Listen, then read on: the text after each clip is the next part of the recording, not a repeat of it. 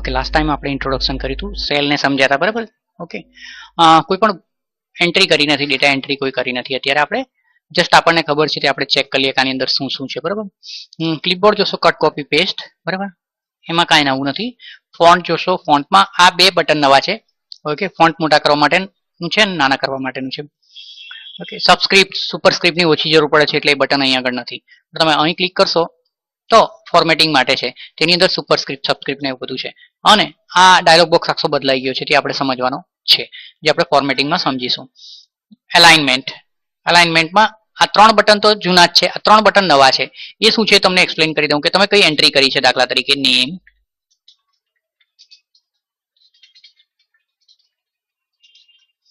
હવે દાખલા તરીકે આ રો તમારી મોટી થઈ ગઈ, તો આ ગીતા જે લખ્યું છે તે તમારું બોટમ ઓફ રો સાથે છે. તમે આ ક્લિક કરશો તો આ ઉપર આવી ગયું, સેન્ટર કરશો, સેન્ટર થઈ ગયું, બરાબર. તમારી કોલમ મોટી હોય તો તમને ખબર છે કે તમે જસ્ટિફાય, સેન્ટર અથવા વેબસાઇટ રાખી શકો. પણ આ 3 બટન નવા હતા. એકમાં બોટમ ઇન્ડિકેટ કરે છે, આ મિડલ ઇન્ડિકેટ કરે છે અને ટોપ ઇન્ડિકેટ કરે છે. તો આ નવું છે. સાથે સાથે આ કંઈક છે, આમ ક્લિક કરો છો, ક્રોસ થઈ ગયું, બરાબર, નીચેની તરફ થઈ ગયું, વર્ટિકલ ટોટલી, બરાબર. આમાં તમને એક અક્ષર દેખાતો પણ નથી, તે દેખાતો થઈ ગયો, બરાબર. તો આ છે, જુદી જુદી રીતે રોટેટ થઈ શકશે, બરાબર. ઓકે, ફોર્મેટ એલાઇનમેન્ટ ક્લિક કરશો તો ડાયલોગ બોક્સ પણ ખુલશે ને અહીંથી પણ તમે આમ આમ આ પ્રમાણે અથવા વર્ટિકલ ટોટલી 90 ડિગ્રીએ એવું પણ કરી શકો છો, બરાબર. અથવા તો 0 ડિગ્રી રાખો અને ઓકે કરો, જેવું છે તેવું પાછું થઈ જશે. 0 ડિગ્રી કરશો ત્યારે તો તમારે પાછું જો મેળવવું હોય જે તે સ્થિતિમાં તો તમારે અહીં ક્લિક કરી અને અહીં 0 કરીને પછી એન્ટર મારવું પડશે, ઓકે કરવું પડશે. આ ફોર્મેટ સેલનો જ છે, અહીંયાથી જે ડાયલોગ બોક્સ ખુલ્યો તો એ જ ખુલે છે એની અંદર પણ. દેન એક મિનિટ, ફરી પાછું હું ટોપ કરી દઉં છું અથવા મિડલ કરી દઉં, સોરી. તમારે ટેક્સ્ટને થોડી ખસાડવી છે તો તમે ઇન્ડેન્ટ કરશો, ઇન્ક્રીઝ ઇન્ડેન્ટ. વધારે ખસી ગયું એને પાછું લાવવું હોય પાછું લાવી શકશો. આ બંને બટન વર્ડમાં હતા એ પ્રમાણે જ છે. Then rep tax, what is rep tax તે આપણે જોઈએ.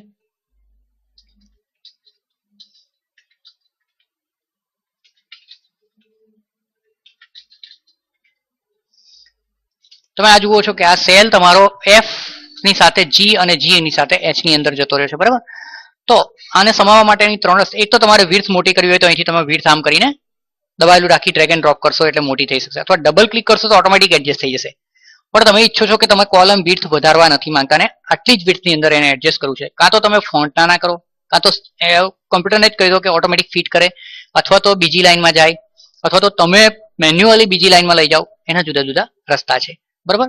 ઓકે, ફોન્ટ નાના કરતા તો તમને અહીંથી આવડે છે, પણ અહીંયા આગળ રેપ ટેક્સ લખ્યું છે એનો મતલબ શું છે તે સમજો કે આ રીતે બહાર જતી વસ્તુ હશે. અહીં પ્રિવ્યુમાં જ બતાવે છે નીચે કે માઇક્રોસોફ્ટ એક્સેલ લખેલું છે, એક્સેલ શબ્દ બહાર જાય છે તો એની નીચે આવી જશે ઓટોમેટિકલી. એટલે આપોઆપ જે રીતે નોટપેડની અંદર તમારું વિડ્થની બહાર જતું હોય તો એ ઓટોમેટિક એડજસ્ટ થઈ જશે. તો આને ક્લિક કરવાથી ઓટોમેટિક એડજસ્ટ થઈ ગયું.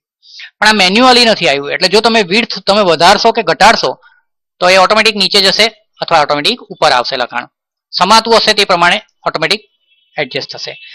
પણ મેન્યુઅલ કરવું હોય તો મેન્યુઅલ કરી શકો છો. હું કંટ્રોલ ઝેડ કરું છું, બરાબર.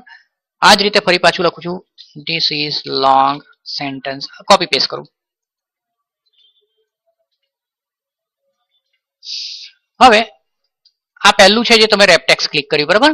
ઓકે, હવે આની જગ્યાએ તમે ઈચ્છતા હોય કે આ એક જ સેલ રહેવો જોઈએ અને આ 3 ને ભેગા કરી દેવા છે, તો આ 3 ક્લિક કરી મર્જ એન્ડ સેન્ટર ક્લિક કરો, બરાબર. ક્લિક કરશો મર્જ એન્ડ સેન્ટર થઈ ગયું, એટલે તમારો 3 ની જગ્યાએ એક સેલ થઈ ગયો. ફર્ધર અહીં તમે જોશો, અહીંયા ડાયલોગ બોક્સ તમે માંગશો, બરાબર. તો અહીં 3 ઓપ્શન છે ટેક્સ કંટ્રોલના. રેપ ટેક્સ તો છે જ અહીંયા આગળ ઉપર પણ છે, બરાબર. મર્જ સેલ પણ અહીંયા આગળ છે, પણ આ વચ્ચેનું સ્ટ્રિંગ ટુ ફિટ છે. ઓકે કરું છું. અહીં લખાણ છે ઉપર પણ દેખાય છે ને અહીં ટપકા દેખાય છે, એટલે શ્રિંક થયું. ઓકે, પણ ઘણું નાનું થઈ ગયું જે વંચાતું નથી, એટલે આ તમારી માટે શ્રિંક ટુ ફિટ કામનું નથી, બરાબર. અને હું બંધ કરી દઉં છું, ઓકે કરીશ એટલે પાછું મોટું થઈ ગયું, બરાબર. એટલે શ્રિંક ટુ ફિટ એટલા માટે નથી રાખ્યો કે અહીંયા આગળ બહુ નાનું થઈ જાય છે. તો આ છે એલાઇનમેન્ટ. આપણે ફોન્ટનો ડાયલોગ બોક્સ સમજવાનો બાકી છે હજી. હું કેન્સલ કરું છું. જસ્ટ આપણે અત્યારે બટન્સ જોઈ રહ્યા છે. દેન